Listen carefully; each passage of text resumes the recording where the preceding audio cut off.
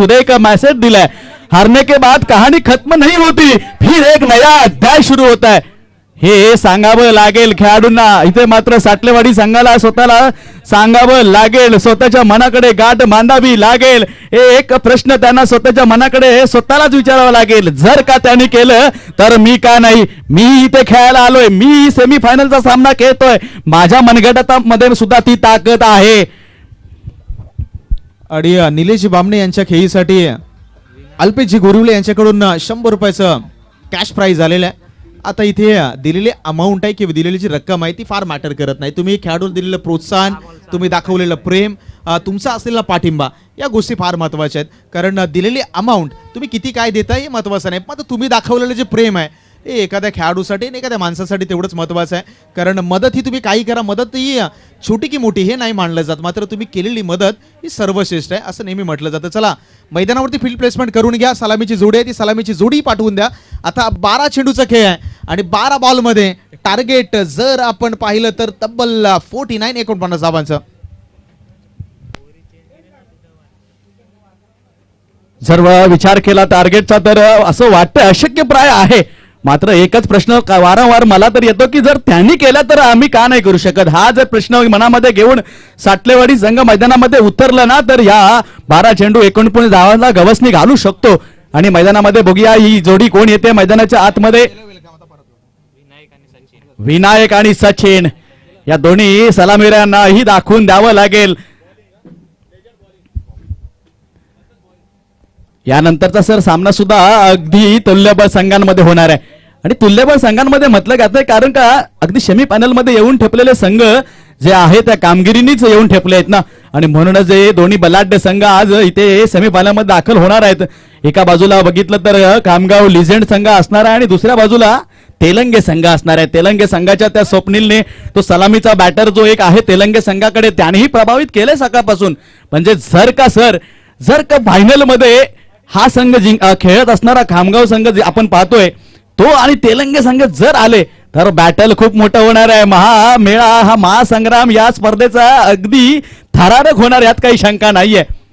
चला दरम्यान महेश डांगे साहेब आपले स्वागत आहे, सहर्ष स्वागत. कुणबी समाज अध्यक्ष वेलकम. आपण मॅचच्या दिशेने जाऊयात जिथे 12 बॉलमध्ये करायचे आहेत. सनीजी शिंदे यांचं देखील पुन्हा एकदा सहर्ष स्वागत आहे. नक्कीच पावड्यांचं मांदियाळी सर आता मात्र इथे येणार यात काही शंकाच नाहीये. कारण या खनगरच्या वासियांनी खनगरच्या गावांनी आज जो सोहळा निर्माण केलाय ना या आई जीवदानीच्या कोपरीच्या मैदानावरती तो भव्य आणि दिव्यच आहे. इथे एवढ्या मोठ्या सोहळ्यामध्ये मान्यवरांची उपस्थिती ही नक्कीच आता लाभणार यात काही शंकाच नाही. आणि मैदानाच्या आतमध्ये अगदी सूर्यास्ताच्या मार्गाने चाललेलं आहे शांत मंद शांत वातावरण आणि त्यामध्ये या स्पर्धेचे सेमीफायनल आणि फायनलचे सामने अशा प्रकारचं वातावरण असताना क्रिकेट प्रेमी असणारा माणूस सोडेल का. हे क्रिकेटचं वेड आहे. पण क्रिकेटचं वेड म्हणजे तुम्हाला वेड असायला पाहिजे, स्वतःशी वाद असावा आणि माणसाला आयुष्यात रंग भरण्यासाठी एखादा तरी नाद असावा. हे नाद आहे. आणि टेनिस क्रिकेट म्हटलं तर आज अगदी छोट्या वयापासून छोट्या मुलापासून अगदी वयस्कर लोकांपर्यंत वृद्ध वयापर्यंत अगदी आवडणारा पसंतीला उतरणारा खेळ आहे.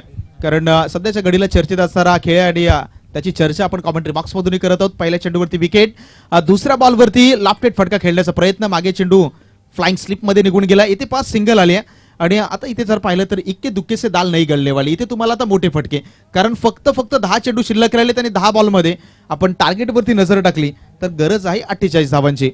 नक्कीच इथे मात्र टार्गेटला ना सर टार्गेट करावंच लागेल.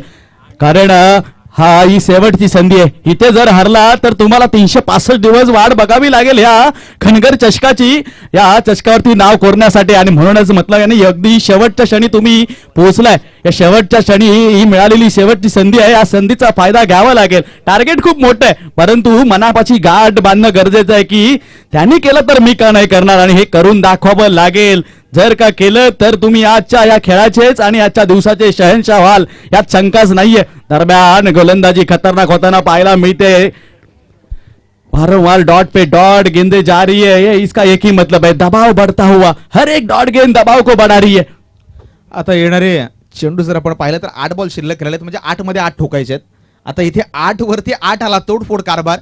हा बॉल फार गरजेचा आहे. हा बॉल इथून फार महत्वाचा आहे. त्याच्यावरती षटकार आला तर मॅच जिवंत आहे, नाहीतर औपचारिकता म्हणायला हरकत नाही. आता इथे मिड विकेट झोन मध्ये गेलाय, फक्त एका धावेवरती रोखलं गेलंय, 7 बॉल शिल्लक राहिलेत. आणि आता मी म्हणेल की या मॅच मध्ये आपण असं जरी म्हटलं की NG11 केबीसीचे खामगाव थोडंसं वरचढ आहे, तरी मात्र तो जरूर थोडासा वरचढ जाणवायला लागलाय. नक्कीच, कारण बामणे सरांनी ज्या प्रकारची फलंदाजी केली ना सर, त्या फलंदाजांनी अगदी जवळपास समोरच्या विरोधकांना अगदी खूप लांबच फेकून दिलं, विरोधकच ठेवले नाहीत, असंच कोणी म्हणावं हरकत नाहीये. काय प्या ते गगनचुंबी षटकार, आणि एक मारल्यानंतर दुसरा त्याच्यापासून बेहतर, म्हणजे एकापेक्षा एक क्लासिक लाजवाब आणि अगदी सुंदर फटके त्या बामणे सरांनी खेळले. ही ओळख आहे. मी सुरुवातीला उल्लेख केला की निलेश बामणे हा ब्रँड नुसताच असाच बनलेला नाहीये, त्याला बनण्यासाठी खूप प्रयत्न केले आहेत. सुरुवातीला तुम्ही आधीचं क्रिकेट पाहाल तर ओल आझादला ज्यावेळी क्रिकेट चालायचे, ज्यावेळी हे प्रगत क्रिकेट नव्हतं, 4 विकेटवरती क्रिकेट होतं, तेव्हा निलेश बामणेचा दबदबा, आणि त्याच्यानंतर लेदरचा अनुभव आपण पाहिलं तर ॲडव्होकेट लेवलचं क्रिकेट असेल, त्याच्या बरोबरीने व्यावसायिक दर्जाचं क्रिकेट असेल, हे सर्व क्रिकेटमधून. आणि आपलं व्यवसाय जर एकंदरीत आपण प्रोफेशनचा विचार केला तर मगापासून उल्लेख होते, ॲडव्होकेट आहेत आणि स्वतःचं जे प्रोफेशन सांभाळत असताना क्रिकेटसाठी वेळ, कारण एखाद्या गोष्टीसाठी तुम्ही दिलेला वेळ हाच तुम्हाला पुढे घेऊन जाईल. आणि खऱ्या अर्थानं निलेश बामणे क्रिकेटवरती प्रेम करतात, वेळ देतात, आणि तिथून घडलेला खेळाडू आहे. आणि नक्कीच सर ना, ज्यावेळी ज्या खेळाडूंकडे ज्यामध्ये तुमच्यामध्ये क्रिकेट जे आहे ना, तो क्रिकेट तुम्हाला कधीच, तुम्ही कुठल्याही पेशावरती जा, तुम्ही कुठल्याही जीवनामध्ये कार्य करा, हा क्रिकेटचा खेळ जो आहे ना तुम्हाला घरी शांत बसूच देणार नाही. आणि त्याचं उदाहरण सर सांगायचं झालं ना तर बघा ना, माझ्या गावातील 2 आज मान्यवर इथे आलेत, अर्थातच अमोल गिरकर सर आहेत आणि सोबत योगेश गुरव आहेत. या योगेश गुरवांच्या माध्यमातूनच मी आज या स्पर्धेला समालोचक म्हणून लाभलोय, आणि या दोन्ही मान्यवरांचं सुद्धा स्वागत. या सर योगेशजी यांचे संतोषजी मित्र होते, आणि त्यांच्या मार्फत मी आज या स्पर्धेला इकडे दाखल झालोय. म्हणजे या क्रिकेट आहे ना, या क्रिकेटमुळे ओळखी वाढत जातात, मित्र वाढत जातात. मध्यंतरी माने सरांची एक व्हायरल झालेली पोस्ट तुम्ही बघितली असाल, रील, त्याच्यामध्ये त्यांनी म्हटलं होतं की एक क्रिकेटने काय काय दिलं नाही आपल्याला, या क्रिकेटने अशा प्रकारचे जिवलग मित्र दिले आहेत ना, ते कोणी सांगू पण शकत नव्हते की अशा प्रकारचे मित्र आपल्याला मिळतील. आज बघा ना, आज आपल्याला ॲडव्होकेट सारखे मित्र सुद्धा लाभलेत ह्याच क्रिकेटमुळे. उद्या सकाळ आपला काहीतरी कुठे प्रॉब्लेम झाला तर अगदी दिमागमध्ये पण बामणे सरांना सांगू शकतो की सर मी अशा अशा अडचणीत आहे. आणि क्रिकेटनं काय दिलं ना, तर क्रिकेटने बरंच काही दिलं, मित्र दिलेत. आणि कोणी विचार केला होता क्रिकेट एखाद्या खेळाडूला 32 बाईक देईल, आणि त्याच क्रिकेटनं 32 बाईकही दिल्यात. त्यामुळं या खेळाची चर्चा सातत्याने. यावेळी हवेमध्ये बॉल, आणखीन एक विकेट, डोके की घंटा, आणि आणखीन एक फलंदाज झालाय बाद.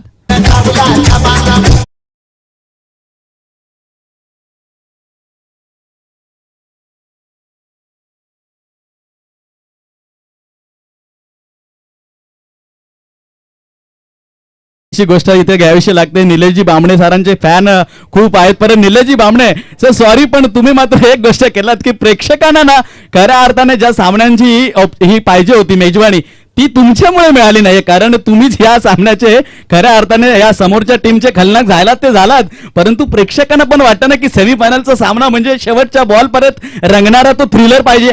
मात्र एकतर्फी सामने, मगाच्या सामन्यामध्ये 2 चेंडूंमध्ये सामना संपवला, 7 धावांची आवश्यकता होती, तेच हे निलेश बामणे. इथे मात्र ह्याही सामन्यामध्ये 2 षटकांमध्ये 48 धावा वसूल केल्या, आणि हाही सामना एकतर्फी करून टाकला. म्हणजे कुठेतरी जे प्रेक्षकांना पाहिजे होतं ना, ते ह्या निलेश बामणेनेही कुठेतरी हिरावून घेतलंय. मात्र मनोरंजन, भरपूर मनोरंजन केलंय प्रेक्षकांचं अक्षरशः कमेंटचा वर्षाव लाईव्ह वरती आपण पाहत आहे.